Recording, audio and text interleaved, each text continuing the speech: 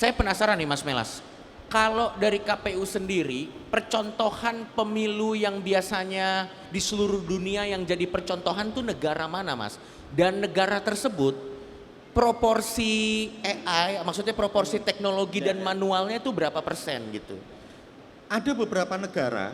Mahasiswa politik jadi apa sih? Pasti ujungnya adalah politisi. Betul. Kalau sekarang karena kesempatan atau pasar politik itu besar gitu ya, bahwa sekarang di politik sendiri ada konsultan politik, ada lembaga survei dan lain sebagainya, sehingga politik itu nggak lagi bicara tentang politik praktis aja dalam tanda kutip hanya menjadi seorang politisi. Itu bisa lebih beragam hari ini.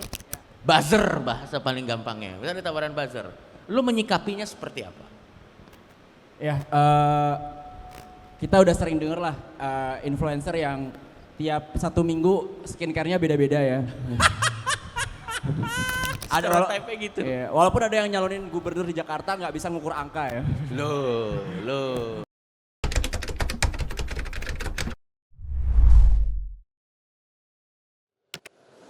Kalau kata netizen nih, Mas Melas nih satu-satunya anggota KPU yang paling mirip Opa katanya. Iya, Opa. Bukan Opa Korea. Kakek teman-temannya nih Mas. Teman-teman KPU yang lain memang lebih mirip Opa ya kakek. Tapi ke Mas Melas dulu.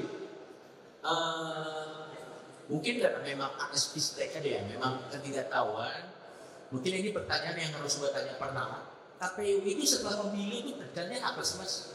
Karena ternyata memang ini belum banyak yang terindikasi lebih baik. Ya, Bu Coki, terima kasih. Selamat siang, Pak Seki, Silka, teman semua. Selamat Surabaya. Ya. Saya live pesan Surabaya, Pak. Oh. Oke, kalau KPU jelas kerjaannya tentang menyelenggarakan pemilihan maupun pilkada. Yes. Dengan segala tekniknya. Ya. Nah, tentu sebagai satu organisasi yang baik, setelah pemilu dan pilkada diselenggarakan, maka segala jabatan dari penyelenggaraan pemilu, apakah pemilu presiden, wakil presiden, DPR-nya, DPP, di provinsi kabupaten kota, sampai gubernur, bupati, wali kota, sudah selesai. Tentu ada banyak catatan, ada banyak bahan evaluasi, ada banyak kekurangan, dan juga ada banyak pembelajaran. Yang mau tidak tahu, pasca pelaksanaan pemilu dan pilkada itu harus disusun menjadi satu catatan lembaga. Itu penting lagi, pertama misalnya tahun 2026 mendatang itu akan segera DPR dan presiden akan membahas revisi undang-undang pemilu. Jadi 2029 itu pemilunya akan seperti apa? Akan sangat tergantung pembahasan di tahun 2026 dan masukan dari KPU terkait dengan evaluasi penyelenggaraannya dilakukan. Salah satunya ini juga, misalnya suka tidak suka mau tidak mau yang namanya sistem generasi terkait 2029 proporsi generasi milenial dan Gen Z anak-anak muda sebagai pemilih dan sebagian juga mungkin akan memegang jabatan penting itu 60% lebih akan di usia lanang. Nah pertanyaannya, habis pemilu mau ngapain? Dan kemudian teman-teman muda ini mau anggap pemilu dan politik seperti apa? Nah ini forum-forum semacam ini yang perlu kita kenalkan karena ini bagian dari evaluasi. Kalau catatan sistemnya kan kami sudah susun, tapi asimilasinya ataupun konfident biar bagaimana politik ke depan, bagaimana sekarang nasibnya di depan, bagaimana organisasi politik ke depan, bagaimana calon itu harus diajukan oleh tapo. Saya kira forum semacam ini akan bisa memotret aspirasi dulu. Berarti KPU sendiri ini tidak seperti panitia 17-an yang setelah acaranya selesai bubar, itu tidak ya. Masih ada kegiatan-kegiatan kayak merekap data, yang nanti data yang dikumpulkan KPU ini akan menjadi rujukan untuk undang-undang pemilu selanjutnya. Berarti sebetulnya cukup krusial ya Mas. Ya, karena ini kan ketentuannya sudah diatur di Undang-Undang Dasar. Komisi penyelenggara pemilu itu berdasarkan syarat 5 tahun yang dilakukan oleh satu lembaga yang bersifat nasional, maka dan hadiri Komisi Pemilihan Umum. Termasuk ada Bawaslu dan DKPU. Jadi ya Kalau dianggap kepanitiaan tidak mungkin karena dia masa jabatannya 5 tahun dan kemudian terus dia berlanjut untuk periode-periode berikutnya. Orangnya bisa diganti, tetapi kelembagaannya itu permanen. Oke. Menarik. Dari data KPU sendiri Mas di pemilu yang terakhir itu keikutsertaannya anak muda kalau persentasenya berapa persen Mas? Dengan gini, kalau tingkat partisipasinya teman-teman muda ya di pemilu nasional itu memang ini bisa kita tangkap proyeksi. Kalau tingkat partisipasinya 81-82%. Oke. Total dari 204 juta pemilih. Nah di situ Gen Z dan milenial itu sekitar 55%. Wow. Jadi teoritis sebenarnya sebagian besar pemilih kita ya anak muda itu. Nah tapi saya belum lihat, nanti kita bisa lihat. Baik. Kalau gitu gue mau langsung tanya nih sama teman-teman yang ada di sini. Yang pemilu kemarin first voter boleh tepuk tangan? Oh. Ya. Terdekat langsung ke lapangan. Berarti pemilu kemarin baru pertama kali ini. Oke, kita mau survei selalu saya lakukan di setiap kota. Karena pemilu udah selesai, jadi nggak apa-apa kita buka pertanyaan aja ya. Yang pilih 03 boleh tangan. Nah, ya pantas kalah ya. Itu maaf. Loh, kayak ini kan data lapangan. Real, ini tidak di. Yang pilih 01 boleh tepuk tangan.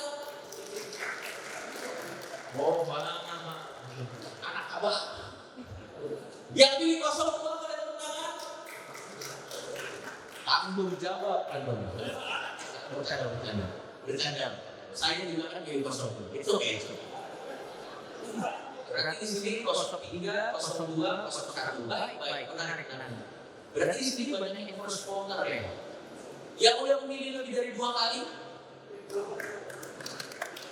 Ya, memang mas-mas yang di Universitas Teknik tadi ya, kayaknya pasti dari mulanya dari 10 kali mas ya. Yang 3 kali. Oke, berarti rata-rata baru 2 kali. Oke. Ya berarti datanya yang pernah saya masuk ke lapangan. Oke. Berarti tadi secara proyeksi di pemilu selanjutnya lebih bisa Kita menunggu proses lebih. Tidak suka. Oke, menarik. Dan mungkin gua akan langsung ke hasil karya sebagai dosen politik ya. Cek sebagai dosen politik. Nah. Cek ayat. Kasarnya ini kan kebanyakan di first voter. Gimana kalau di kampus sendiri, bahkan mengajar politik, politik. Di kampus apa tadi? Universitas Negeri Surabaya atau UNESA. UNESA. Di situ ada Indonesia? Banyak tuh kayak Ada. Oke, kan mengajar di UNESA. Partisipasi atau minat dari kaum muda sendiri dalam ambil jurusan politik itu banyak atau bagaimana? Banyak banget. Jadi kalau di UNESA sendiri ya, bahkan sampai dari jumlah kuota dan tingkat peminat itu bisa sampai 4-5 kali lipat peminatnya ilmu politik itu untuk UNESA sendiri. Belum mungkin kita lihat universitas-universitas lain ya, saya rasa juga sama. Karena memang ya kita tahu lah politik hari ini itu menjadi sangat seksi, menjadi hal yang ingin diketahui dan dipelajari lebih dalam oleh teman-teman muda nanti. Iya. Nah, saat banyak orang atau banyak anak-anak muda yang ikut jurusan politik, dari yang Silkania lihat langsung, mereka tuh melihat politik kalau dari lapangannya langsung sebagai dosen. Itu mereka tuh melihatnya tuh dengan kacamata apatis atau dengan kacamata penasaran atau bagaimana biasanya?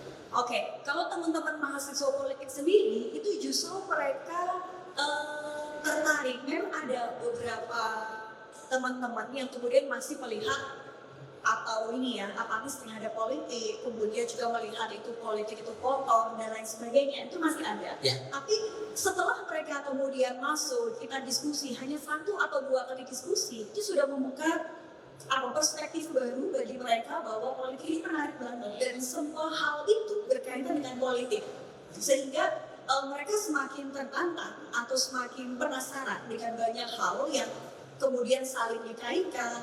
Dan juga kalau teman-teman mahasiswa, Mas Yogi, mahasiswa sendiri aja, kalau ada isu-isu tertentu itu mereka sering banget ikut demonstrasi untuk menyuarakan gitu. Oke. Itu karena partisipasi politik juga sebagai salah satu bagian kan. Iya. Berarti peminatnya juga banyak, Betul. dan mereka mungkin awalnya apatis, tapi setelah belajar mereka malah semakin rasa ingin tahunya dan semakin ingin terjunnya malah makin ini, makin kuat. Betul. Oke, kita ke Eki nih. Ki, lu kan ini Ki bikin konten-konten satir, bisa dibilang ya, konten-konten satir yang berbau politik. Endgame lu tuh apa sih kalau bikin konten-konten satir berbau politik gitu?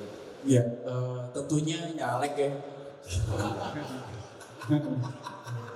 Singkat, padat, cucu. Enggak.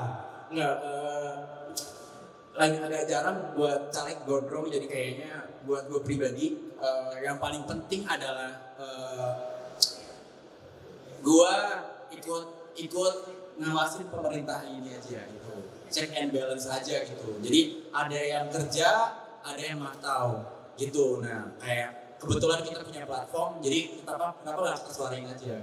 Nah, pertanyaan lanjutannya adalah sebagai konten kreator kan lu ambil jenis kontennya kan satir. Ya. Apalagi komedi dan satir kan nggak semua orang bisa menerimanya dengan baik. Ya. Lo pernah ngitung nggak output dari konten lo ini lebih banyak sesuai dengan harapan lo untuk bikin orang jadi aware? Atau pada akhirnya hanya cuma bikin polarisasi aja? Atau menanamkan kebencian tanpa dasar gitu? Kalau gue ngerasanya sekarang secara ini ya apa yang gue rasain lah konkretnya belum ada yang bikin gue sampai deg-degan harus bersembunyi di suatu tempat tertentu gitu ya. Jadi artinya ya isinya sampai ke masyarakat, dan gak cuma itu yang gue suarain tuh kadang juga nggak selalu kaitannya sama pemerintahan dan lain-lain, tapi kesadaran sosial dalam bentuk yang ya. Dan bentuk nyatanya kemarin gue sempat nggak sengaja dari konten-konten bercanda akhirnya bisa menangkap predator yang beraksi 21 tahun dan akhirnya dipenjara, teman-teman. Ya. Jadi gue adalah komedian yang lebih dikenal sebagai korban. Ya. Tapi lo sendiri gimana sebagai konten kreator menjaga konten lo itu tetap di tengah supaya kritiknya itu dan kebenciannya itu tidak mengalahkan kritiknya dan tetap sama esensinya gitu. Iya. Yang pertama, gue pasti pastiin kalau gue ngekritik, gue nggak telanjang dada dan nggak gedong-gedong orang, karena akan lebih gampang nyebelin gitu kan. Yeah. Itu, dan buat gue, kenapa komedi itu jalur yang baik buat gue pilih gitu ya? Karena dengan komedi, kata-kata tajam tuh akan terdengar jauh lebih empuk. Gitu. Oke. Ya, walaupun buat yang dibercandain ya tersinggung. Betul. Itu empuk buat yang mendengarkan kecuali targetnya ya. Iya. Betul. Sejauh ini pernah ada feedback negatif ya, ada feedback tidak sangat dari Satu-satunya feedback negatif kalau nggak viral. Algoritmanya nggak bisa sebenarnya. Sejauh ini gue sangat menjaga gimana caranya.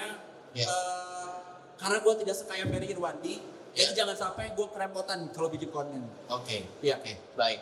Nah kalau gitu gue mau langsung lempar ke dosen ilmu politik kita dulu nih. Kan tadi ada namanya istilah check and balance.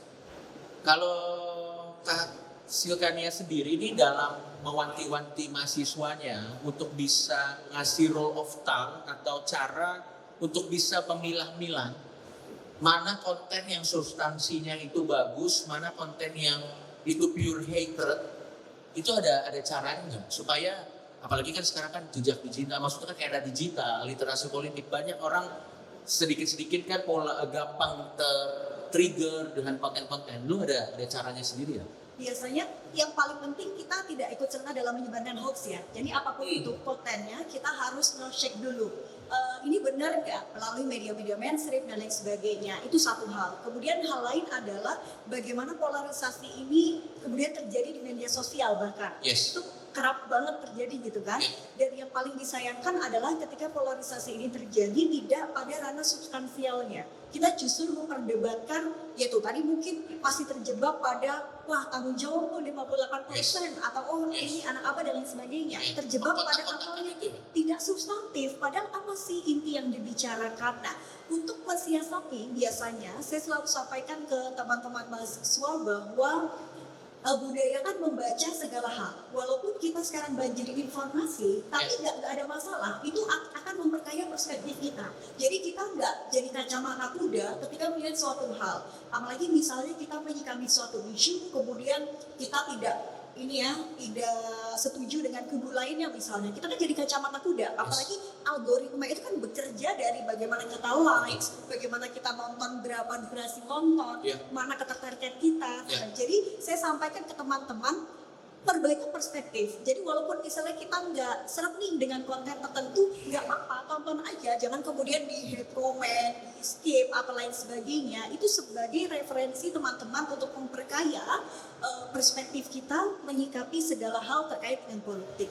Oke, berarti lagi-lagi harus bisa memilah-milah juga, harus punya kepekaan itu sendiri supaya akhirnya yang dibahas itu substansinya, bukan hal-hal yang di luar substansinya. Menarik. Nah sekarang kita lempar ke Mas Melas nih.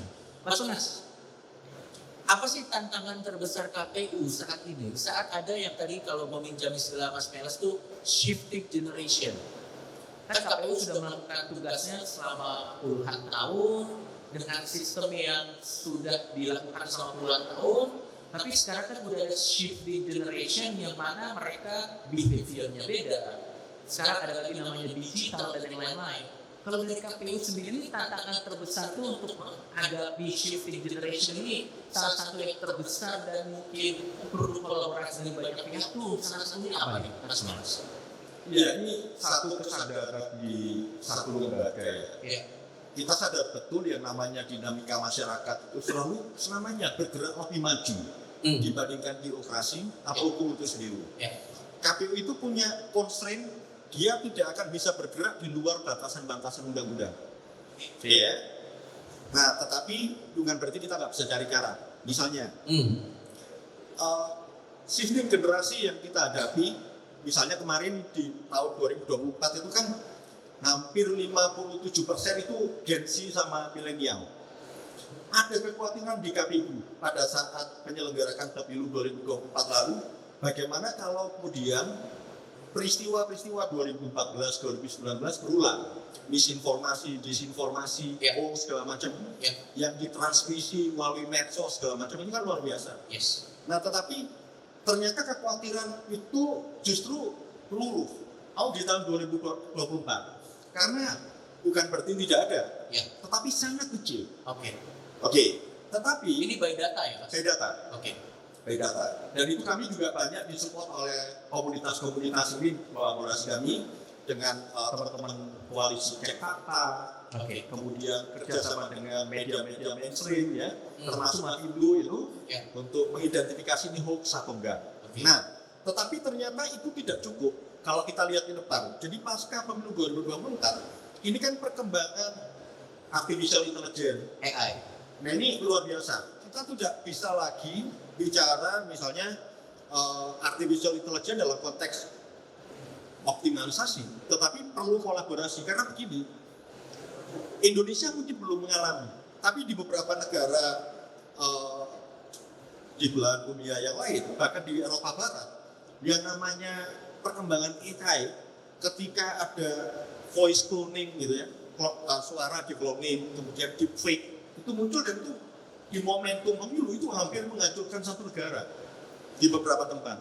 Nah, dalam pandangan KPU, kemarin kan kejadian tuh sekitar yang ya dinamika masyarakat bulan Agustus. Ya.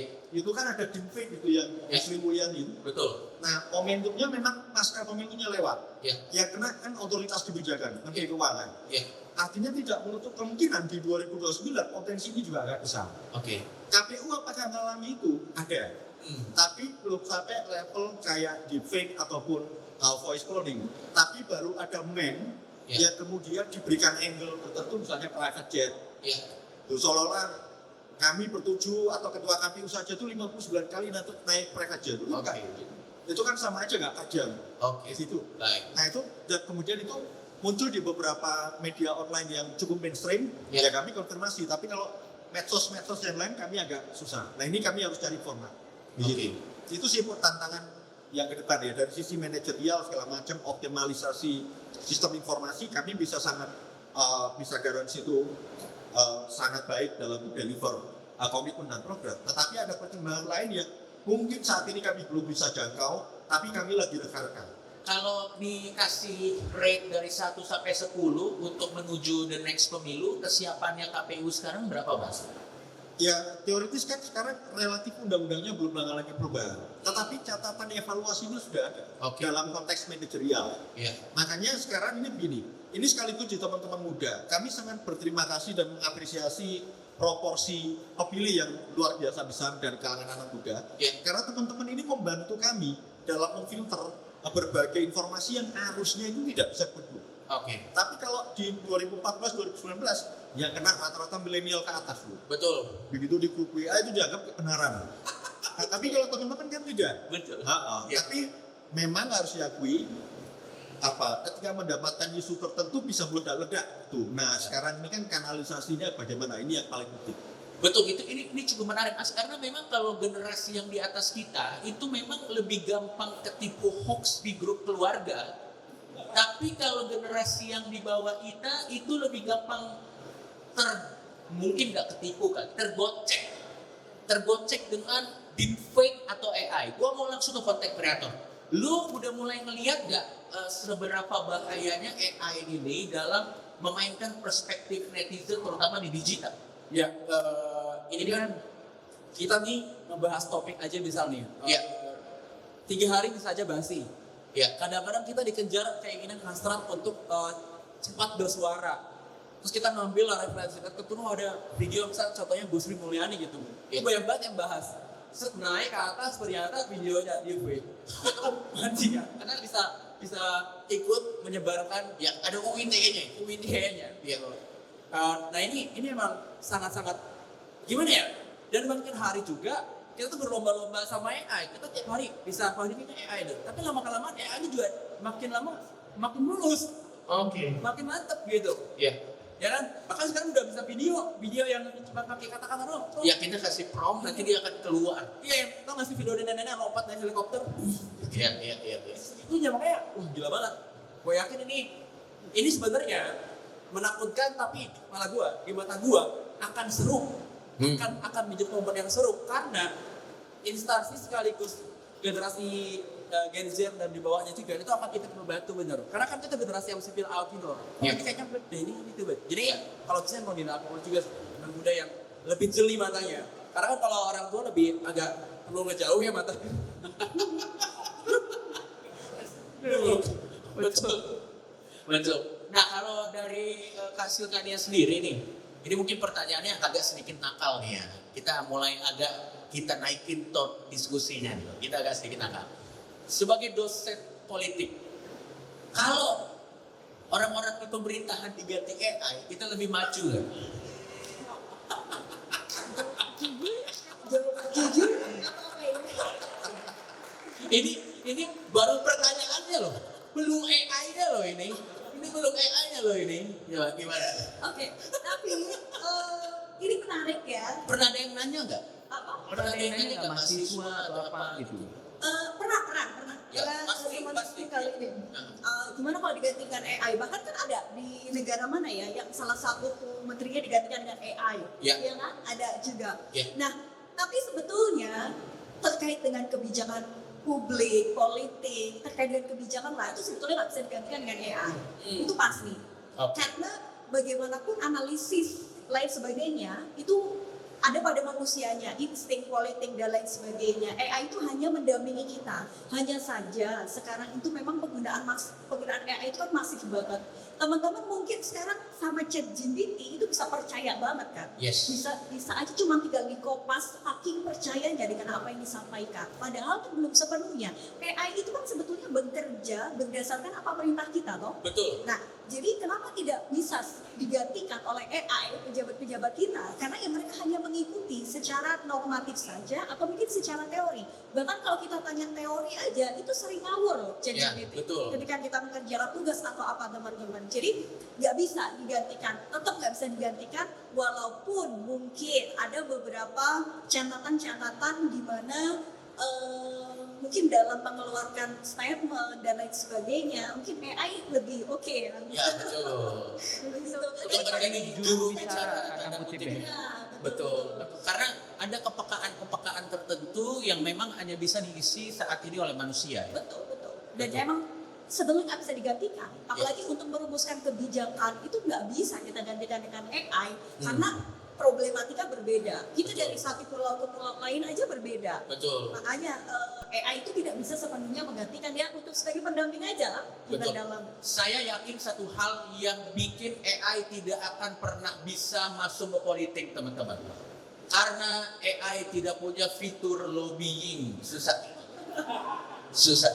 Itu hanya bisa diselesaikan ngopi dan berokok semalaman. Gak bisa. Dia kalau misalnya di satu kabinet, terus pemimpinnya tolong bikin bagi-bagi yang semua puas. AI-nya meledak, teman-teman. Itu harus soan, harus ngobrol. Karena politik pada akhirnya bukan cuma mengenai seberapa banyak kita tahu hukum tata negara, tapi bagaimana juga kita bisa mencari sweet spot supaya semuanya bisa happy. Nah, sekarang kita ke KPU sendiri nih. Ada nggak, Mas? Gini, sejauh ini kan semua yang dilakukan KPU ini kelihatannya pengetahuan awam semuanya masih manual, menggunakan tenaga manusia, masih menggunakan tenaga manusia manual gitu. Menutup kemungkinan nggak bahwa ke depannya nanti KPU akan merangkul kemajuan-kemajuan teknologi ini untuk membantu menyelenggarakan pemilu selanjutnya? Kita lihat nanti sejauh mana derajatnya. Oke. Kalau dalam konteks perkembangan peradaban, KPU sendiri di periode ini, Ya. misalnya kami ini punya tugas kalau di pemilu nasional Ya. itu 11 tahap program. Oke. Dan hampir semua tahapan program itu selalu ada supporting sistem informasi. Oke. Jadi misalnya untuk pendaftaran partai politik kita punya sistem informasi partai politik. Ya. Sampai nanti pada saat penghitungan suara rekapitulasi punya Sirekap. Ya. Jadi semua optimalisasi dari pemanfaatan teknologi informasi itu pun akan sangat ditentukan nanti constraint-nya di undang-undang. Apakah Oke. undang-undang akan memandatkan sistem informasi itu sifatnya hanya alat bantu, Oke. supporting system, atau dia menggantikan semua? Karena lagi-lagi KPU itu undang-undang base-nya ya. Oke. Undang-undang masih menyatakan dia alat bantu, Ya. kita menjadikannya sebagai alat yang utama. Maka bisa kena isu korupsi, Masuk akal. penyalahgunaan jabatan, bisa Ya. begitu. Ya. Jadi harus selaras dengan ketentuan undang-undang. Tetapi dalam konteks perkembangan peradaban, Ya. saya kira derajat pemanfaatan dan optimalisasi teknologi informasi mungkin ke depan akan makin optimal. Ya. Tetapi menggantikan itu semua, ya ini sangat bergantung keputusan politik. Oke. Karena pemanfaatan teknologi informasi bahkan nanti perkembangan artificial intelligence itu sangat bergantung para pembentuk kebijakan. Pembentuk kebijakan itu orang-orang yang Oke. punya keraguan, punya prasangka, punya keinginan cepat, itu pasti akan memunculkan diskusi tersendiri untuk itu. Oke. Di sana, oke. Mas. Oke. Berarti lagi-lagi itu semua nanti akan dilihat apakah undang-undang sudah memfasilitasi hal tersebut ya. Karena lampu hijaunya sekali lagi KPU itu adalah dari undang-undang. Ya, nah termasuk begini, kalau dalam konteks sosial politik simpel saja. Kalau semuanya digantikan sama platform Di- nirtatap muka ya, Yes. tidak secara langsung. Kita mungkin nggak akan ada forum ini. Mungkin cukup pakai Zoom, Yes. tetapi teman-teman tidak bisa lihat gestur saya sebagai manusia, Ya. anggota KPU, kami berusaha meyakinkan ada Ya. intonasi, Ya. ada gestur, ada mimik muka. Ya. itu biasanya di politik penting memunculkan trust itu biasanya ditandai dengan kehadiran. Ya, Termasuk presence. kita bayangkan nanti kampanye, Ya, calon berusaha meyakinkan para pemilihnya. Betul, Ini betul. kami serius. Betul. Tapi kalau dalam dipilah dengan layar kaca kan mungkin apaan sih itu? ya, ya, Misalnya ya, gitu. ya, ya. Nah, jadi trustnya beda antara trust dalam kehidupan politik ya. Biasanya ditandai dengan kehadiran, tetapi trust terhadap abstrak sistem kayak saldo perbankan, kita kan nggak perlu ketemu manajer kalau ada Betul. selisih berbeda, cukup sama teller bank udah cukup. Betul. Nah itu aja bedanya. Tapi saya penasaran nih Mas Melas, kalau dari KPU sendiri, percontohan pemilu yang biasanya di seluruh dunia yang jadi percontohan tuh negara mana Mas? Dan negara tersebut proporsi AI, maksudnya proporsi teknologi dan manualnya itu berapa persen gitu? Ada beberapa negara yang ya kalau nggak salah 2014-2019 itu sudah voting semua. Jadi elektronik semua. Misalnya bisa, Ada model kayak India, Amerika sempat tuh. Tapi kemudian karena ada beberapa problem, itu malah kembalinya tendensinya ke pada manual. akhirnya ke manual lagi. Iya. Oh. Karena bagaimanapun juga yang di belakang sistem itu ada manusia. Pada akhirnya di negara-negara yang peradaban teknologinya maju, Ya. itu biasanya juga sangat hati-hati untuk menggunakan semua perangkat manusia diganti oleh perangkat mesin. Oke. Nah, kalau kita ya cari titik temu. Indonesia ini teman-teman ada 280 juta penduduk, 204 juta pemilih. Ya. Ada 7,2 juta penyelenggara pemilu di pemilu 2024 lalu yang dilibatkan mulai dari pusat sampai tingkat KPPS. Wow. Belum lagi di Bawaslu sekitar 800-900 ribu. Ya. Jadi Indonesia ini kalau dalam konteks penyelenggaraan pemilu itu masih mengkombinasikan antara sesuatu yang sifatnya padat modal, teknologi informasi, sistem informasi Ya. dengan padat karya. Karena sedapat mungkin itu kayak skema mungkin jaring pengaman sosial gitu, orang bekerja walaupun temporer ya di Ya, ya, dunia paham. pemilu. Paham. Ya kita masih mempertemukan sisi itu sih sebenarnya. Oke. Tapi kalau ke Eki sendiri, kalau lo sendiri nih, jawaban pribadi lo mungkin, lo lebih nyaman masih pakai ada tenaga manusia atau semuanya otomatis? Iya. Ki. Iya, karena belajar Lebih percaya AI atau manusianya yang itu mungkin pertanyaannya lebih tepatnya. lebih sebetulnya pasti lebih percaya sama teknologi gitu. Karena kesalahan manusia lah bisa terjadi. Oke. Cuman buat gua keseruan nonton kontennya kayak kalau pas lagi ada petugas KPPS ya. Ya. Ya, gue lagi nunggu petugas KPPS yang siap melamar jodohnya gitu loh. Karena ini gue udah punya seragam nih. Itu lebih menarik buat ditonton. AI nggak ada intriknya soalnya. Oke. Tapi gue mau tanya dong teman-teman yang ada di sini. Tadi yang first voter kan lumayan banyak ya. Gue mau langsung tanya. Menurut kalian saat kalian pertama kali milih mudah nggak? Iya atau tidak? Oh ragu berarti. Setidaknya nggak ngomong enggak mas. Setidaknya masih ragu. Apa yang paling sulit saat kalian milih? Ada yang bisa dikasih mikrofon nggak? Oh boleh. Nah ini kita ngobrol aja biar kita langsung. Siapa tahu kan ini bisa jadi salah satu. Boleh panitia dikasih mikrofon? Ya. Kita pengen langsung tanya nih. Soalnya kan kalau pakai kertas kan itu gambarnya lumayan banyak ya. Belum lagi yang. Ya silakan mas. Izin, perkenalkan nama saya Yudo Bagus Wicaksono asal dari UPN. Jadi menjawab pertanyaan dari Mas Coki tadi, susah nggak ketika saya sebagai first voter kemarin? Ya. Menurut saya itu ribetnya di yang legislatif, karena banyak kan, karena banyak urutannya itu kertasnya lebar dan banyak. Bahkan misal kita udah punya yang mau dicoblos, kadang itu nyari dulu, sampai bahkan lupa gitu, kayak nomor berapa tadi gitu. Iya. Terus apalagi buat orang-orang yang mungkin masih minim literasi gitu, itu bakal lebih susah lagi kalau milih. Mungkin itu sih susahnya di situ. Kalau pilihan presiden kan cuma 3, Nah, sedangkan di legislatif itu banyak. Ya, ya. Tuh, ya. susahnya di situ. Betul. Kasih. Tapi aku itu kita kasih tepuk tangan dulu dong. Itu mungkin bisa jadi masukan ya. Mungkin nanti bisa ditemukan format yang lebih bisa memudahkan teman-teman. Sama gini Mas, kadang kan kalau pilihannya banyak kita grogi ya Mas. Terus kalau grogi kan kita bisa salah nyoblos kan. Bisa ngulang nggak ada. Kita kan kalau ibaratnya main kan kalau kalah kan ada nyawanya gitu satu lagi. Maksudnya kan itu kan manusiawi gitu. Ya mungkin itu bisa jadi pertimbangan gitu. Tapi kita balik lagi nih ke dosen politik kita. Kalau di Indonesia sendiri kan kita balik lagi ke tema besar kita ya. Abis pemilu mau ngapain? Kalau dari mahasiswa yang belajar ilmu politik nih yang lo pegang nih. Itu kebanyakan drive-nya anak muda sekarang itu lebih pengen masuk ke sistem atau di luar sistem dari di lapangan. Ini cukup menarik nih untuk kita lihat.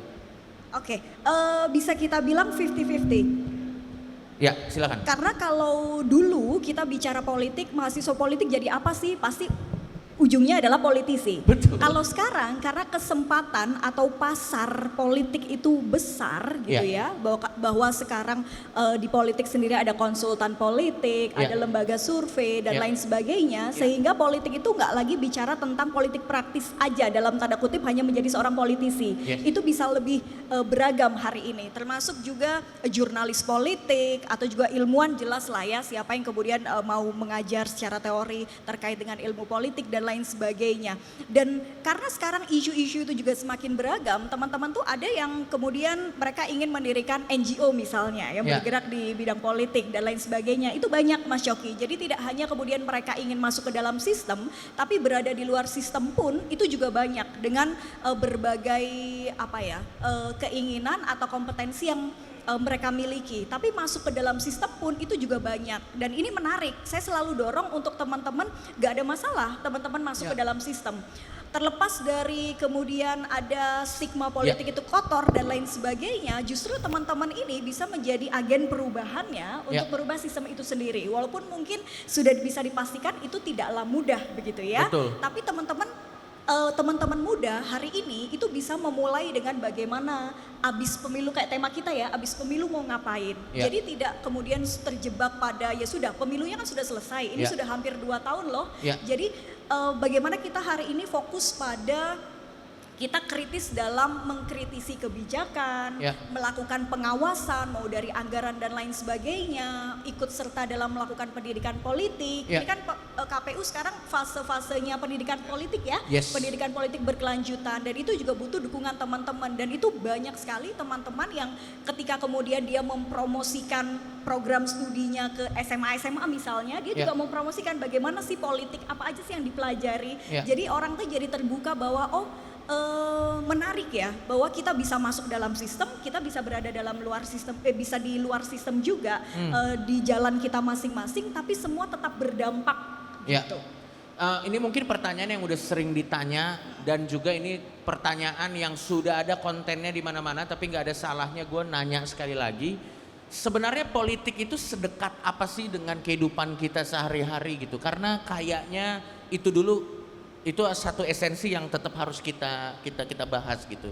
Dari dosen politik sendiri itu sedekat apa? Karena beberapa orang yang apatis kan merasa kayak ya udahlah politik, biarin aja lah politik gitu. Tapi sebenarnya politik dan kehidupan kita tuh sedekat apa sih sebenarnya? Politik itu dekat banget dengan kehidupan kita sehari-hari.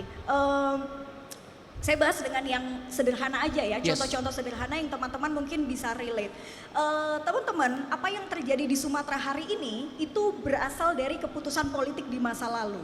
Teman-teman hari ini bisa menikmati misalnya bisa main internet, kuotanya mahal atau murah, itu berasal dari keputusan politik juga.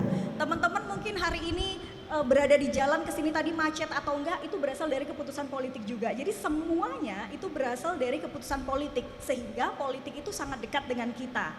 Dan itu ya butuh teman-teman juga ketika kemudian masuk ke dalam politik, kalian ingin seperti apa kemudian menjadikan politik itu. Jangan sampai kalau kita bicara hari ini kan yang kerap kali kemudian muncul lagi, kita sudah demokratis belum sih gitu kan. Kalau kita bicara pemilu kan kaitannya dengan itu.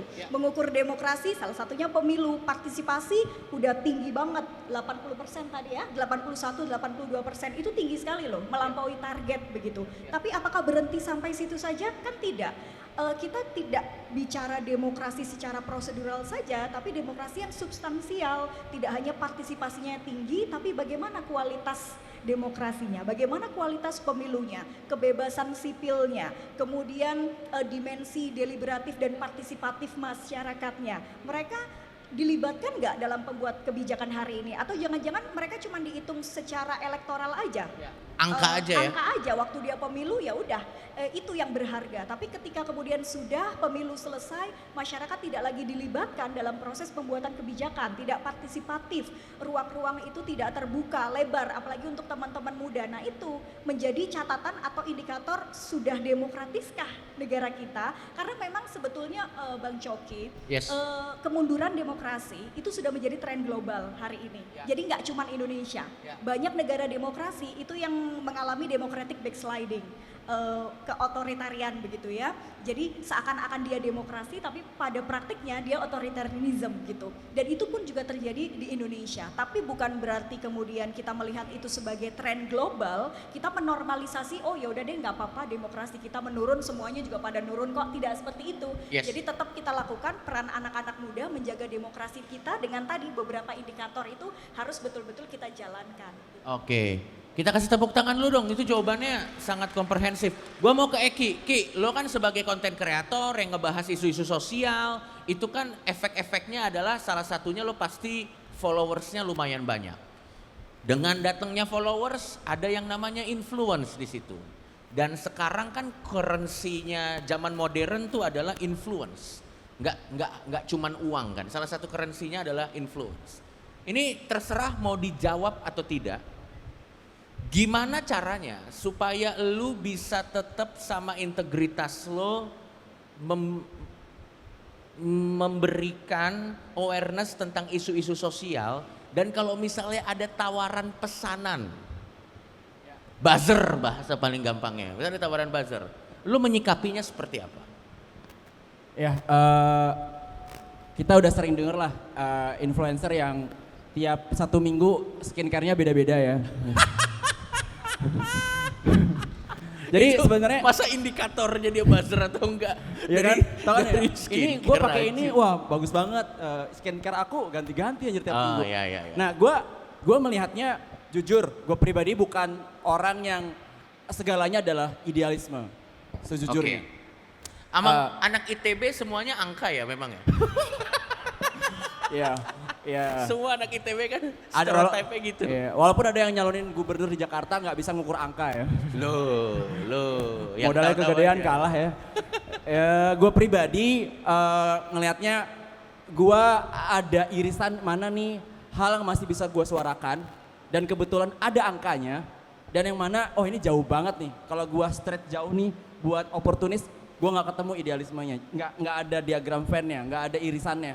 Ya mau nggak mau gue ya udah gue bisa cari rezeki di tempat lain gitu. Oke. Dan sejujurnya juga biar gue nggak terlalu banyak pesanan, Ya. makanya makin lama kontennya nggak fokus di bersuara terus. Oke. Ada konten pilar gimana gue kadang-kadang ya udah gue cuman pengen berkomedi aja atau menceritakan cerita personal gue aja. Ya. Sehingga akhirnya ya nggak selalu ada kemungkinan untuk harus ditunggangi terus sama yang lain-lain gitu. Oke. Ya, itu sih. Baik. Punya Jawaban- karya juga mungkin kali ya kalau kata Panji ya. Sorry apa gimana? Punya karya. Oke. Katanya, walaupun saya masih belum ya. Kesana lah arahnya. Kita kasih tepuk tangan lo buat Eki dong, gokil. Mungkin sisanya kita langsung komunikasi 2 arah aja ya. Supaya, karena kan gini teman-teman.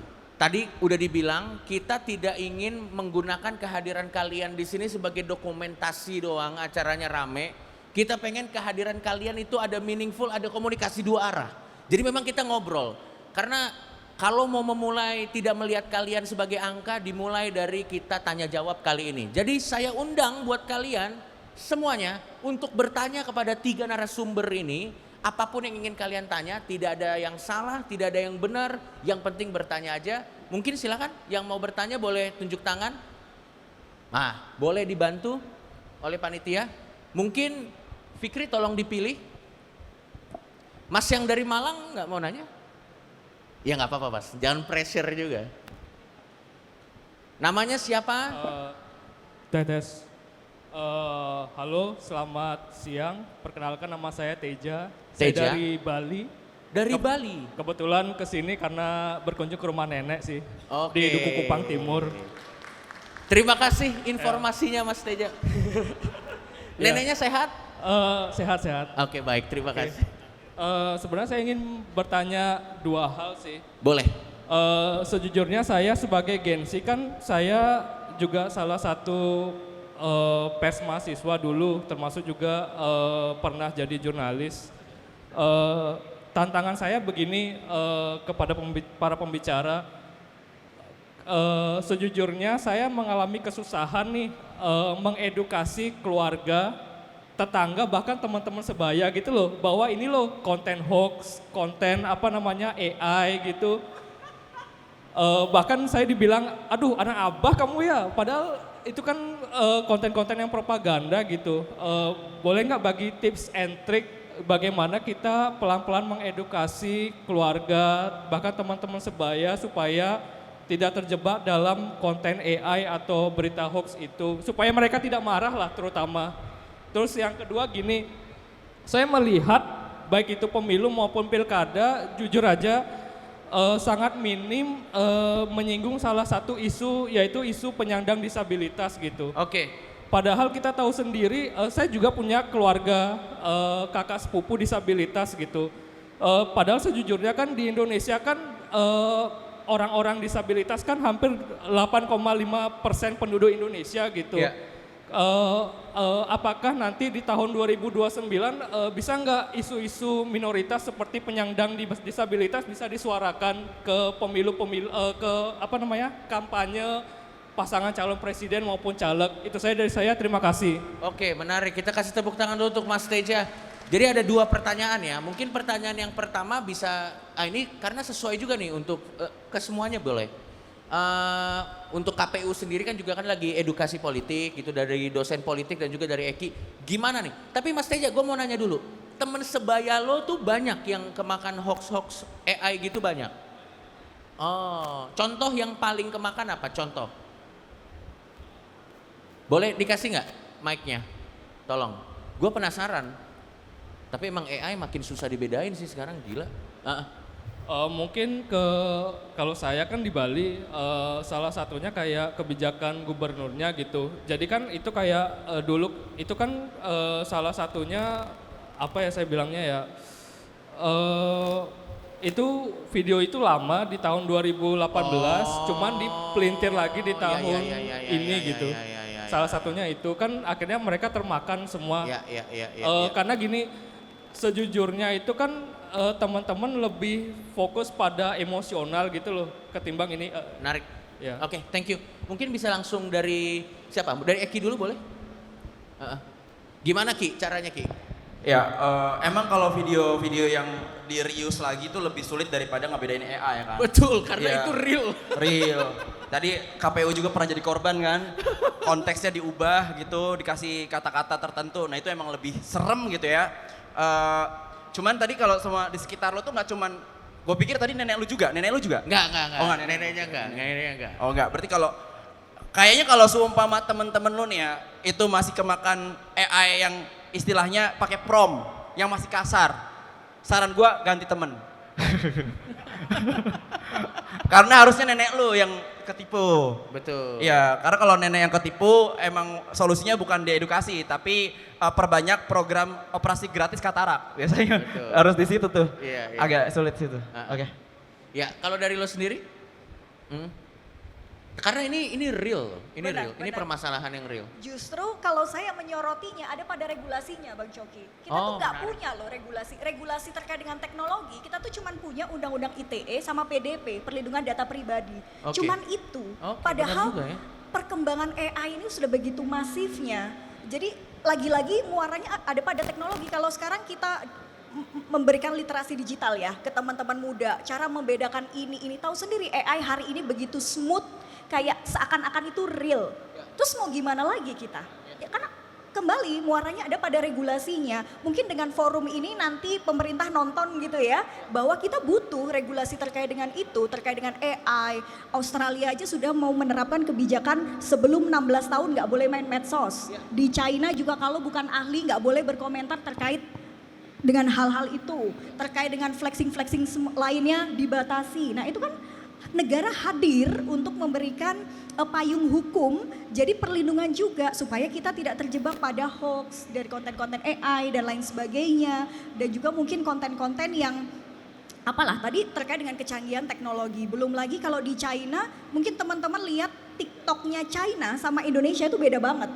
Konten-konten TikTok di China itu full edukasi. Kita bisa sembarang konten itu ada.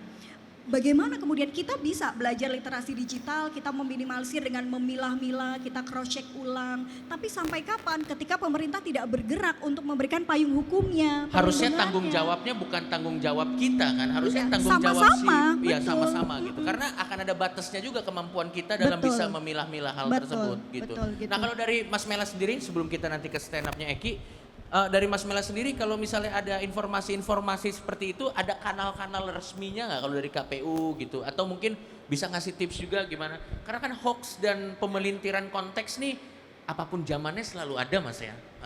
Ya yang jelas gini, pasti rujukannya kan harusnya apakah informasi atau data atau apapun ya, itu pernyataan itu berasal dari lembaga otoritatif tidak. Ya. Sebenarnya di situ. Dan kedua, biasanya ngecek di media-media yang mainstream. Oke. Gitu, karena itu bisa mudah dideteksi.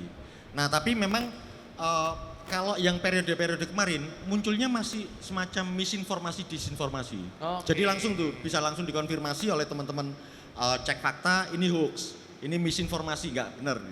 Nah, pernyataan-pernyataan resmi itu penting. Ya. Nah, tapi memang sekaligus ini tantangan ke depan. Yang AI ini kita harus kolaborasinya akan semacam apa? Ya, betul sih. Apakah nanti dari sisi kebijakan pihak otoritas itu akan sangat keras penerapannya? Betul. Ini juga harus lihat tuh.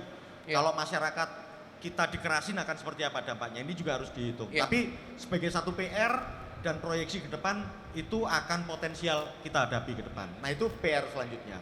Yang kedua tadi pertanyaan disabilitas. Ya, nah kalau dari Sebenarnya KPU gini, sendiri.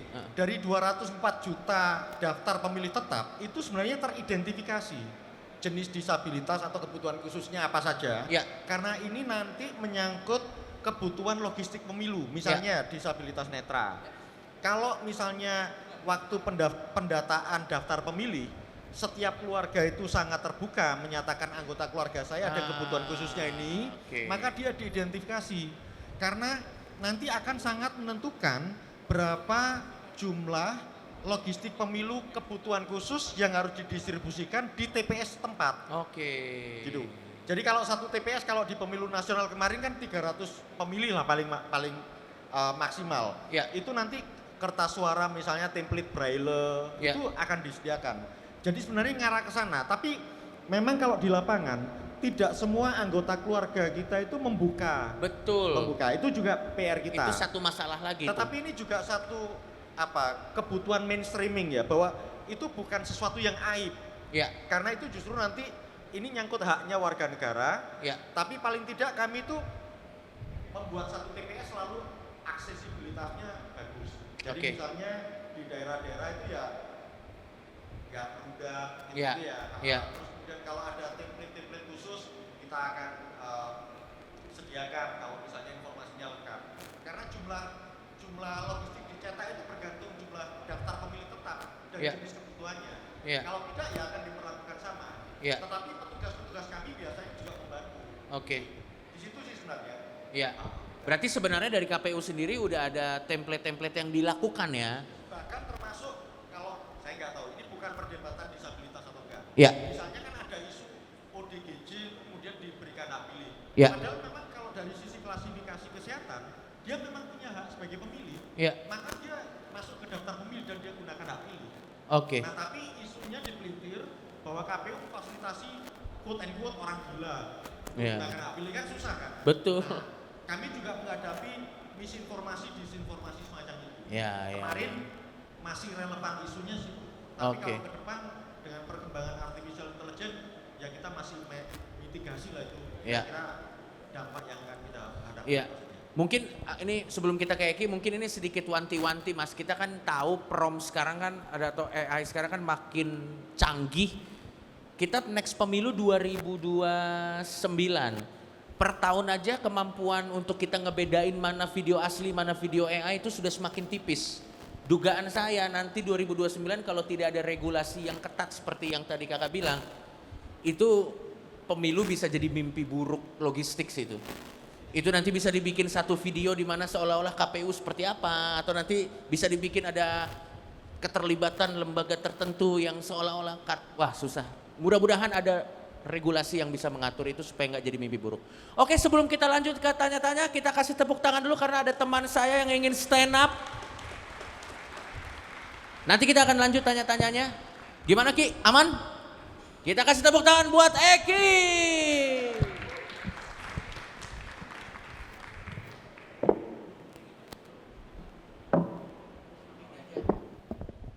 Tes. Kaget. Ya. Assalamualaikum warahmatullahi wabarakatuh. Tepuk tangan dulu dong buat narasumber kita teman-teman. Ada Bu Silka, ya, ada Mas Dikta, dan ada Duta Narkotika. Ya, gue juga senang banget di sini teman-teman. Tadi ada yang pertanyaannya bilang bahwa pemerintah jarang menyinggung tentang isu disabilitas ya. Memang lebih banyak Bang Coki yang menyinggung isu disabilitas dibandingkan pemerintah, kita tahu dari konten-konten dia. Tadi ada juga dari Bu Silka bilang bahwa pemerintah, pejabat masih sulit digantikan oleh AI. Gua pun setuju, akan sangat sulit pejabat kita digantikan oleh AI mau gimana pun itu. Karena AI nggak bisa joget di ruang sidang. Nggak bisa dia. AI nggak bisa pas hari Sumpah Pemuda malah pergi ke acara mancing, nggak bisa. Tapi gue bersyukur teman-teman di sini ramai datang di hari ini. Boleh minta tepuk tangan buat kita semua. Di tengah kabar buruk yang terlalu banyak ya terjadi di hari ini, di kemarin. Ada banjir bandang di Sumatera, RUU KUHP yang akan disahkan tahun depan, kemarin 17/8. Bahkan ada tragedi hilangnya tumbler tuku, anjir. Dan trending. Kok bisa tuh tumbler yang cuma segitu nampung air, nutupin banjir yang segitu banyaknya airnya anjir. Gila. Sedih banget ya sih maksud gue. Tumbler doang guys. Dan yang kedua abis itu viral. Kisah Inara selingkuh ya Allah, dan kita mantengin. Di tengah banjir, emang kita gak peduli korban kayaknya. Parah banget ini kita. Tepuk tangan teman-teman di sini yang ikut demo 17/8 kemarin. Wah, oke, rame ya. Bukti bahwa ternyata generasi muda sadar akan politik, sadar akan isu terkini gitu. Walaupun kemarin sempet banget anak-anak muda kesel banget gara-gara ada statement dari pemerintah yang bilang kalau demo-demo seperti itu ditunggangin oleh asing. Ada yang tahu teman-teman? Ya kan? Ya, kita selalu kalau sumpah melakukan sesuatu nih, protes, selalu dituduhnya, ada tuduhan bahwa kita, wah apa nih, ada maksud buruknya gitu. Padahal kita kan mengawasi doang ya kan. 17/8 gitu. Tapi saya juga nggak bisa menyalahkan presiden yang bilang bahwa itu kepentingan asing. Karena biasa ibu saya bilang, di luar keluarga kita ini, itu orang asing. Ya kita nggak tahu definisi asing yang dimaksud yang mana ini, kepentingan asing yang mana, berarti mungkin bukan keluarganya gitu kan. Saya nggak tahu. Nah, tapi gue ngerti betul sih gimana perasaannya anak muda ngelakuin sesuatu, tapi ada dugaan-dugaan buruknya gitu. Karena sebagai gue ngerasain betul, gue sebagai cowok gondrong kayak gini, selalu diduga buruk, tau gak sih? Tadi gue di stasiun Turi baru nyampe, macet banget, tiba-tiba ada yang bilang dompet. Dikira pencopet gue. Bahkan dengan tampang seperti ini gue dikira perokok. Gue gak ngerokok guys. Dan gue pernah first date sama cewek. Dia datang duluan, gue sampai di situ. Ceweknya milih smoking area. Gue tanya, kamu ngerokok? Enggak, aku pikir kamu ngerokok. Akhirnya kita berdua sama-sama jadi perokok pasif. Belum putus tapi udah nyesek anjir. Terus dia nanya gue, mau minum kopi apa? Gue gak ngopi guys. Gue gak minum kopi. Emang muka gue menang sangar doang tapi kalah sama evolusi luwak yang bisa minum kopi, bisa mengonsumsi kopi. Terus dia bilang kayak gini, gue bilang kayak gini, aku gak minum kopi. Hah? Serius? Serius? Kenapa panik gitu? Mungkin kayak kecewa tau gak sih lo? Kayak menurut aku aja nih ya, terus dia ngasih fatwa gitu, menurut aku aja nih ya, menurut aku aja, cowok wajib ngopi, wajib sholat, hei. Emang di alam kubur bakal ditanya, man robusta? Enggak men, makanya kita nih sekarang gue mau nanya deh ke teman-teman dulu. Di sini tadi kan pemilu udah lewat, bener kata Bang Coki. Di sini yang voters 01 boleh minta tepuk tangannya lagi sekali lagi? Oke, ini adalah orang-orang yang percaya bahwa pemimpinnya adalah Imam Mahdi. Oke, gue gak peduli sebenarnya lu 01, lu 02, lu 03. Tapi hari ini kita ditugaskan untuk mengawasi pemimpin yang menang. Oke? Kita harus mengawasi janji-janji yang mereka sudah sebutkan. Tapi buat 02 aja nih, pemilih 02. Kemarin banjir bandang lu coy. Ada yang musuhin tangan gak nih? Gua maafin deh. Atau Bang Coki lu mau minta maaf gak? Kemarin kan pemilih juga dia, 02 dia. Gak apa-apa, maksud gue gak apa-apa ya udahlah. Udah lewat juga. Karena kita kritisi deh program-program yang udah jalan sebagai anak muda. Apa coba yang harus kita bahas? MBG. Gue percaya sebenarnya MBG adalah program yang sangat baik karena pemerintah peduli akan gizi seseorang, anak-anak bangsa. Kalau kita punya gizi yang baik, kita jadi cerdas. Dan terbukti kan sekarang sudah banyak banget anak-anak yang kritis di IGD. Ya kritisnya di IGD bukan di ruang kelas. Bayangin men, MBG banyak banget yang keracunan. Terus bilangnya ya kita kan masaknya banyak tiap hari. Warmindo juga masak tiap hari banyak. Nggak ada yang keracunan. Apa yang paling aneh dimakan orang? Sumanto, tau teman-teman Sumanto? Sumanto makan orang. Itu adalah seaneh-anehnya makan orang. Dan dia sehat. Nggak keracunan guys. Masa dapur MBG kalah sama Sumanto? Iya, dia lebih jago ngolah makanan loh. Dan apalagi isu yang kemarin harus kita bahas. MBG, ketimpangan fasilitas. Teman-teman, gua tinggal di Papua. Rumah gua di Papua. Nyokap gua adalah orang Jawa yang tinggal di Papua. Karena itu gue jadi sadar betul bahwa ketimpangan fasilitas itu beneran ada teman-teman. Makanya kita harus bersuara, kita harus sadar dengan pemilihan siapa yang harus kita pilih nantinya. Pas gue datang ke Papua, jadi ini nyokap gue itu punya tetangga yang kayak anak sendiri, namanya Linda. Perempuan yang hobi main bola. Karena kita orang Jawa kita manggilnya Mbak. Mbappe. Dan lu tau gak? Bentuk kesedihan dari ketimpangan fasilitas itu terjadinya di mana? Ketika seseorang punya mimpi terlalu rendah. Pas gue pulang ke sana, gue tanya Linda, cita-cita kamu apa? Karena mall di Sorong baru buka, dia bilang ke gue, aku pengen makan Jeko. Buat kita kan Jeko cuman donat farewell biasa kan? Kalau ada perpisahan kita kasih orang itu. Bayangin cita-cita satu orang di Indonesia pengen makan donat Jeko. Akhirnya ya udahlah, gue beli setengah lusin, gue kasih ke keluarga gue 3, gue kasih ke Linda 3 sama saudaranya. Ternyata Linda 4 bersaudara teman-teman. Dan kakak sulungnya nggak dapat. Si Lindanya kurang ajar ya makannya tuh kayak gini. Bang Filipus aku makan donat, aku makan donat Jeko kayak gitu ngejek. Terus gue kayak, Filipus nanti abang belikan. Terus si Filipusnya bilang, sudah abang tenang aja nggak apa-apa. Di situ gue baru sadar ternyata nggak semua orang Papua itu irian. Iya. Dan kemarin gue juga datang ke Halmahera, teman-teman. Di situ ada banyak banget orang-orang yang terdampak sama kerusakan lingkungan karena aktivitas ekstraksi.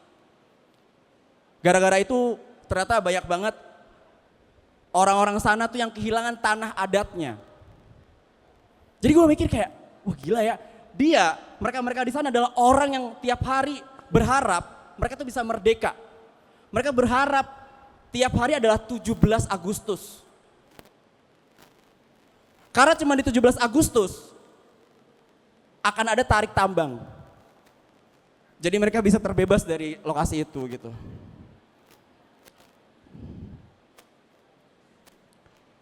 Gua sempat besar juga di lingkungan yang agak kelam. Gua tinggal di area lokalisasi, teman-teman. Jadi tetangga-tetangga gue adalah talent-talent di lokalisasi. Iya. Teman-teman pekerja malam, wanita malam. Terus kayak, kok lu bangga sih lu menceritakan lu tinggal di lokalisasi? Kenapa gua bangga? Karena teman-teman talent di prostitusi itu adalah pelayan publik. Dan pemerintah hitungannya pelayan publik. Tapi kata publik lebih memuaskan orang-orang di prostitusi daripada pemerintah, teman-teman. Sekian dari gue. Assalamualaikum warahmatullahi wabarakatuh.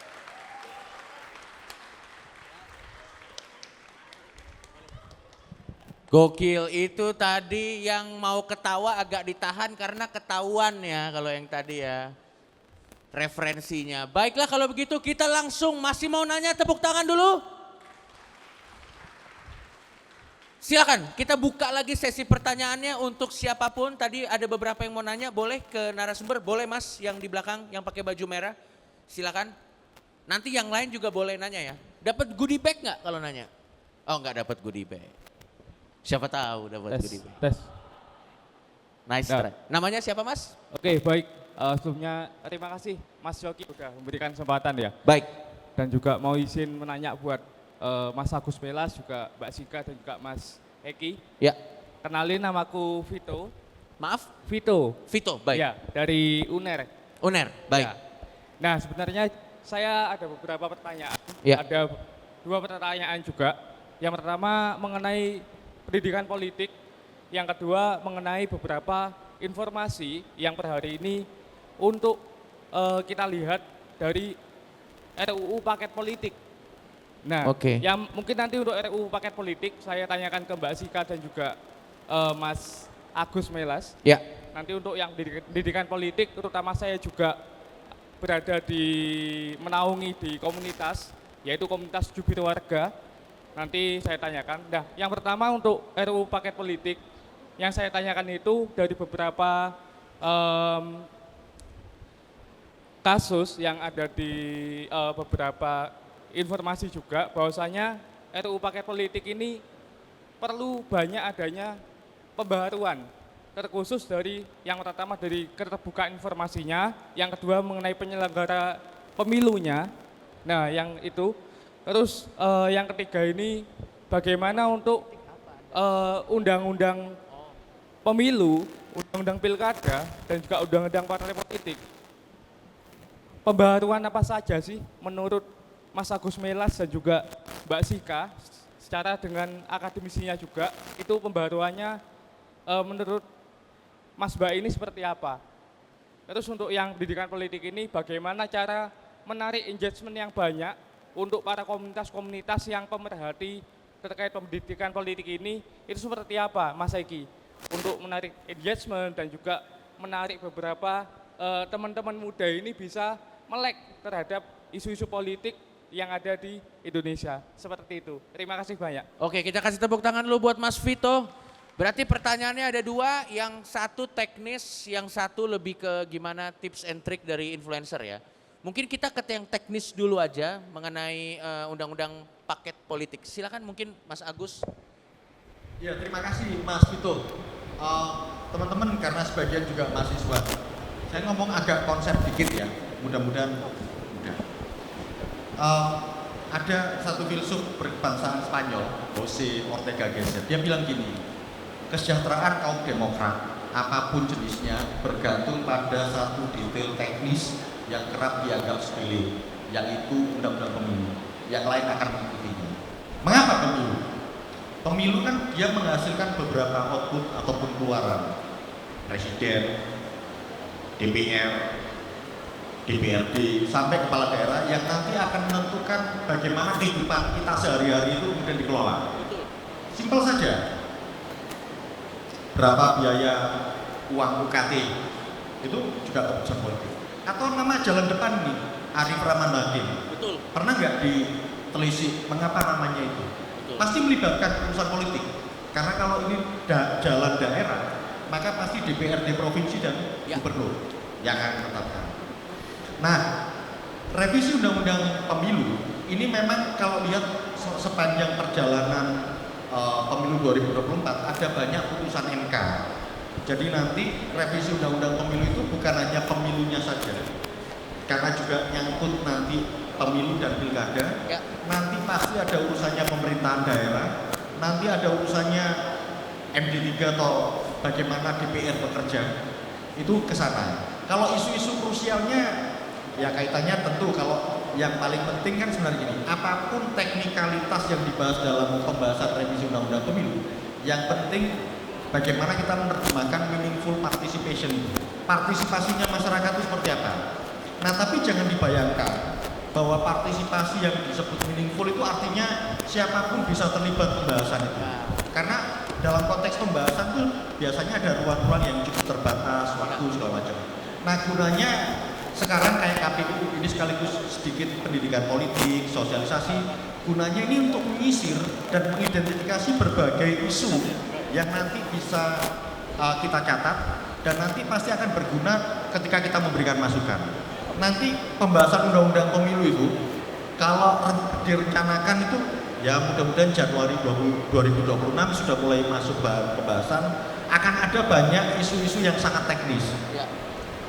Daerah pemilihan, metode alokasi, segala macam. Tetapi juga yang paling penting sekarang bagaimana kemudian komunitas-komunitas warga muda, anak-anak muda mengidentifikasi bagaimana kemudian format politik ke depan seperti apa. Bagaimana kemudian kita bisa memperoleh akses yang sangat memadai terkait dengan apa sih platform program dari partai politik, dari pasangan calon, dan kemudian kita bisa saling menjaga bagaimana komitmen itu direalisasi pada saat dia terpilih. Itu menurut saya isu-isu yang penting untuk dijaga ke depan. Saya kira sementara. Sepakat tadi dengan apa yang disampaikan Mas Melas ya terkait dengan undang-undang pemilu, ini juga rencana akan direvisi, jadi teman-teman juga punya peran nih gimana menyoroti beberapa putusan MK kemarin untuk kemudian pemilu kita nanti di 2029 itu bisa berjalan sesuai apa yang kita harapkan. Terkait dengan undang-undang parpol, kita tuh masih pakai yang 2011 ya Mas Melas ya, undang-undang parpol. Sebetulnya teman-teman, kalau menurut saya itu tidak terlalu urgent untuk direvisi undang-undang parpolnya. Hanya saja mungkin implementasi yang ada atau bagaimana partai politik menjalankan tugas dan fungsinya itu yang hari ini tidak memenuhi ekspektasi kita gitu ya. Bagaimana tugas-tugas kaderisasi, tugas partai politik juga sebagai pendidikan politik, sosialisasi politik dan lain sebagainya itu tidak terlaksana dengan baik sehingga kita merasa perlu. Padahal sebetulnya secara undang-undang itu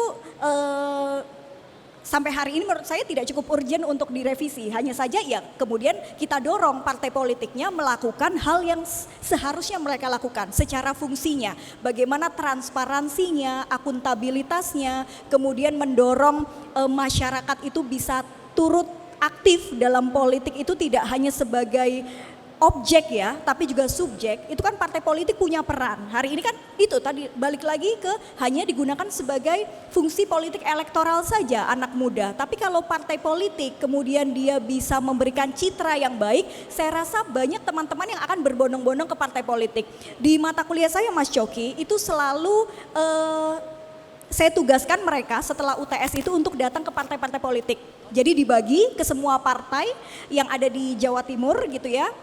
ada 11, DPRD Jatimnya 11 yang masuk ke parlemen, kemudian ya mereka akan saling mempresentasikan sehingga semua tahu partai politik ini ideologinya bagaimana, seperti apa, mungkin juga sejarahnya, visi misinya dan lain sebagainya.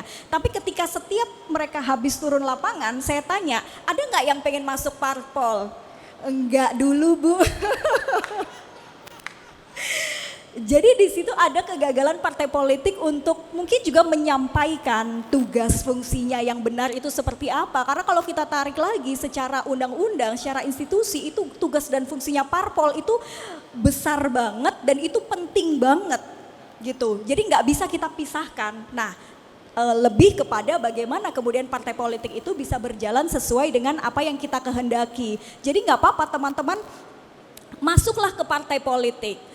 Gunakan suara teman-teman, platform teman-teman supaya mereka juga berbenah apa sih yang dibutuhkan hari ini. Tidak hanya kemudian teman-teman itu diambil suaranya aja tapi tidak didengarkan aspirasinya, anak muda sekarang gimana. Ada juga partai-partai yang mungkin masih konvensional banget, cara-cara tradisional itu nggak masuk ke anak muda mau gimana pun caranya. Nah, hal-hal seperti ini yang diperlukan secara regulasi tadi ya, dan sekarang waktunya teman-teman untuk memantau jalannya. Kita mau merevisi undang-undang pemilu, harus concern banget dari evaluasi yang ada kemarin, catatan-catatan itu teman-teman bisa bawa untuk melihat ke depan mana yang perlu ditambahkan atau mungkin dihilangkan, mana yang perlu menjadi concern bersama supaya pemilu 2029 nanti bisa lebih substantif tadi saya bilang. Tidak hanya sekedar itu pesta 5 tahunan, hanya prosedural saja, seremoni saja, tapi substansinya kena ke kita semua gitu ya.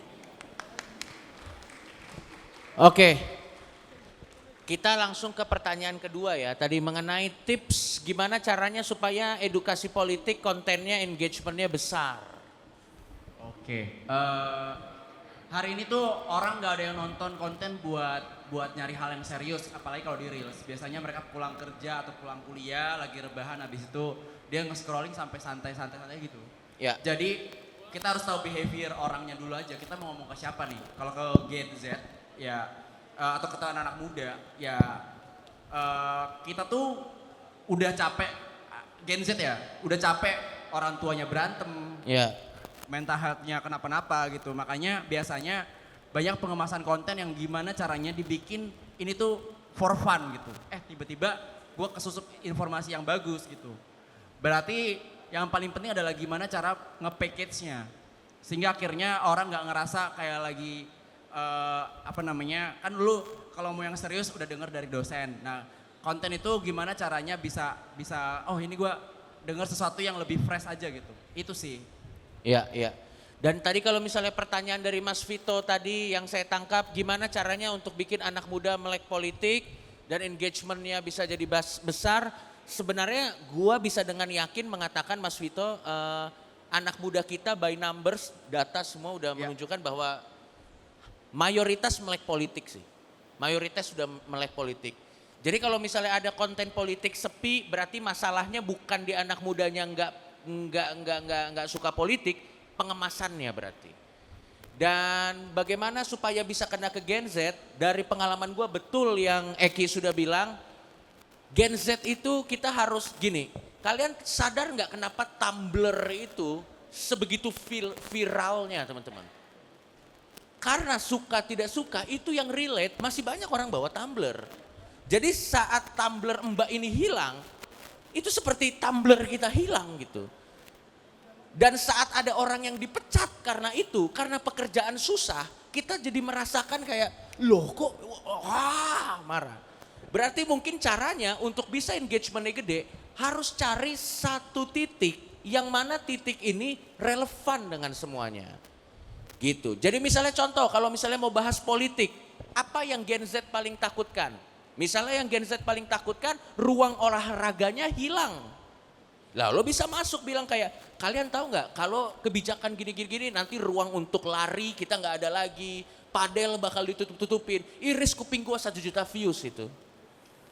Karena lo harus cari di satu hal yang itu irisan ke semuanya gitu. Jadi ya, ada lagi yang ingin bertanya? Kita kasih tepuk tangan dulu buat Mas Vito. Oke, Fikri tolong bantu saya. Oke, boleh. Boleh. Yang mana?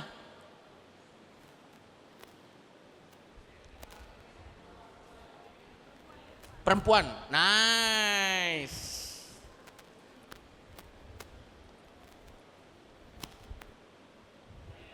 Ya, Halo, oke sebelumnya terima kasih atas kesempatannya. ya. Perkenalkan saya Safety dari UPN.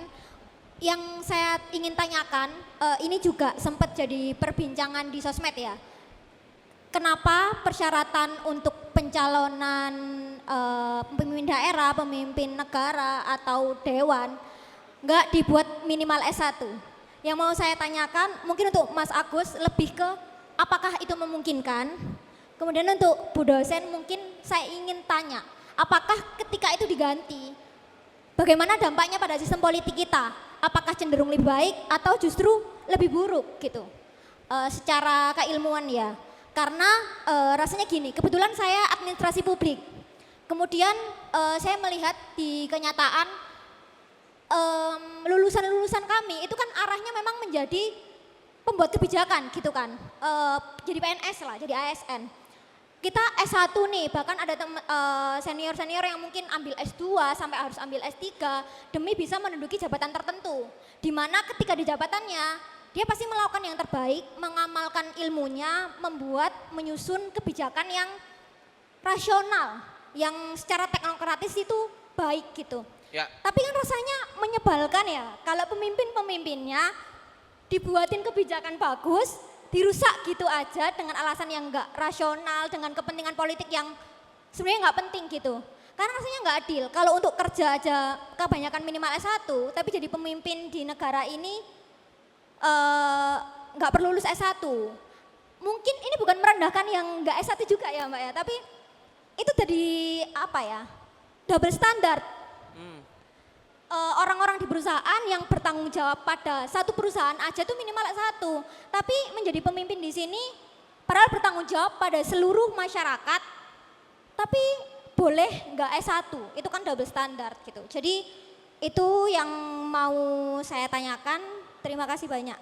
Oke, kita kasih tepuk tangan dulu. Itu dia keresahan yang cukup beralasan ya. Mungkin ini pas sekali, mungkin Mas Melas bisa menjawab kapasitasnya sebagai KPU. Dan mungkin nanti lo bisa jawab kapasitasnya sebagai dosen harusnya idealnya seperti apa. Silakan. Iya, Mbak yang dari UPN Veteran, saya kira sebagai satu realita ada keinginan untuk itu. Ini sebagai satu fakta bahwa nanti setiap calon apakah legislatif, presiden, wakil presiden ada standar tertentu pendidikan misalnya, itu bisa saja.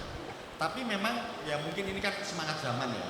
Tapi memang KPU sendiri itu bekerjanya kan berdasarkan undang-undang yang existing. Ketika syarat itu kemudian minimal SMA, SMA ya, maka siapapun dia sepanjang dia memenuhi syarat itu ya kita berikan.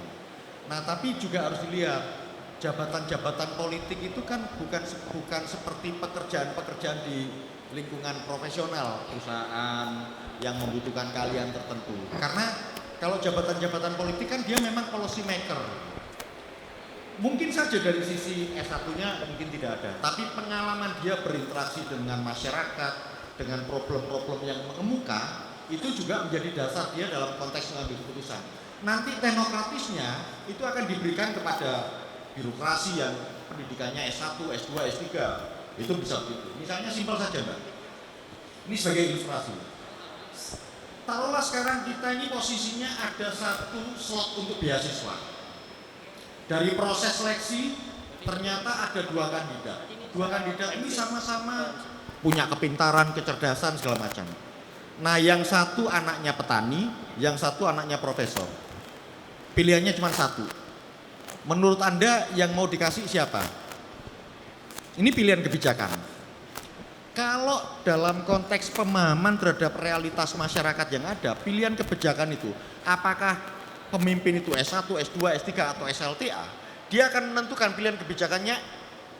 Beasiswa ini akan jatuh ke anaknya petani. Kenapa?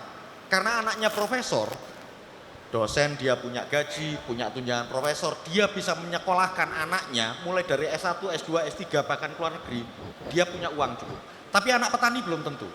Nah, pilihan-pilihan kebijakan ini akan lintas batas. Mau dia bahkan mungkin background pendidikannya di luar itu, tetapi semangat problematikanya kan bisa ditangkap. Tapi sebagai satu diskusi publik, saya kira nanti akan sangat bergantung revisi undang-undang.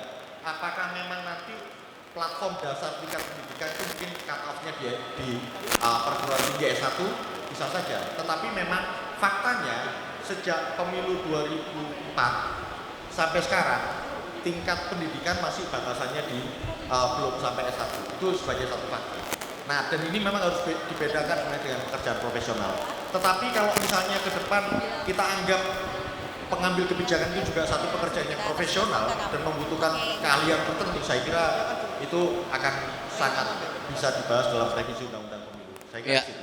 betul. Kita kasih tepuk tangan dulu. Karena memang ini perlu diskusi lebih lanjut. Silakan kalau dari kacamata seorang dosen nih. Ini menarik sebenarnya ini. Oke, menarik. Bisa teman-teman ketika misalnya ingin memasukkan harus minimal berapa? Bisa. Kita merubah batas usia aja bisa kok. Bisa, nggak ada yang nggak bisa. Betul.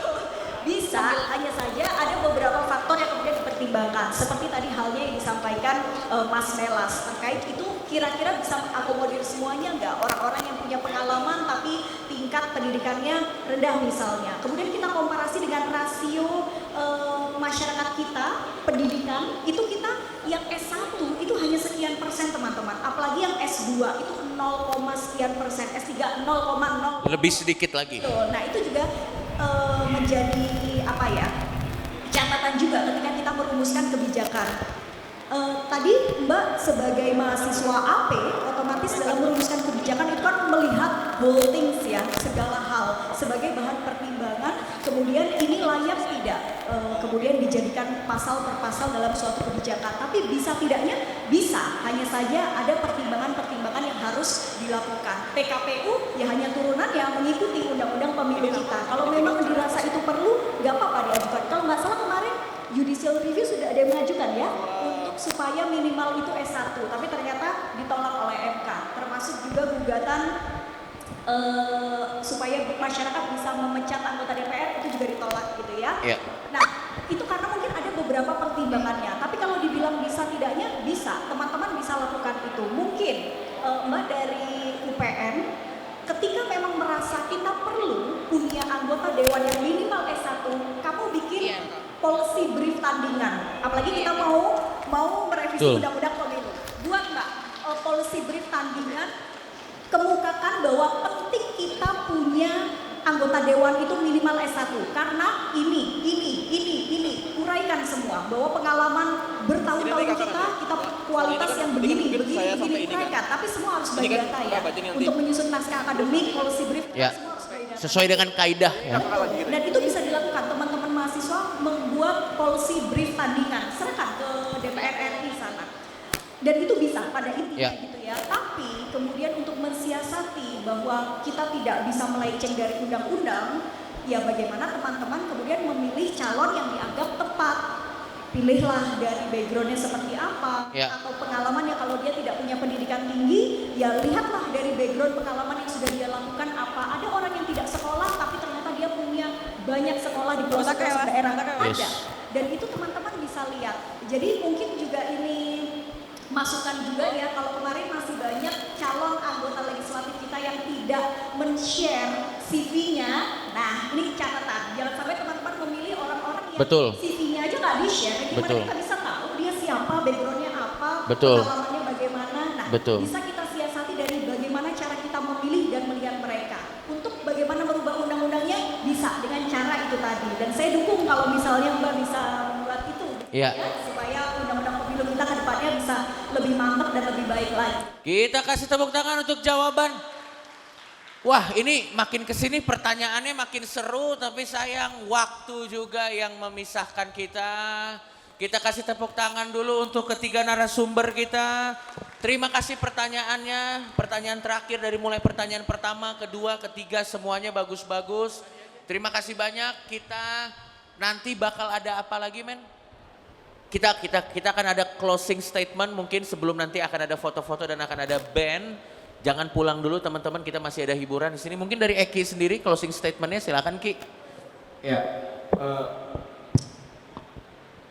arah negara ditentuin gimana pemuda-pemudanya sadar akan politik. Jadi walaupun melelahkan selalu peduli sama kabar-kabar yang selalu mengecewakan, negara ini masih layak untuk diperjuangkan.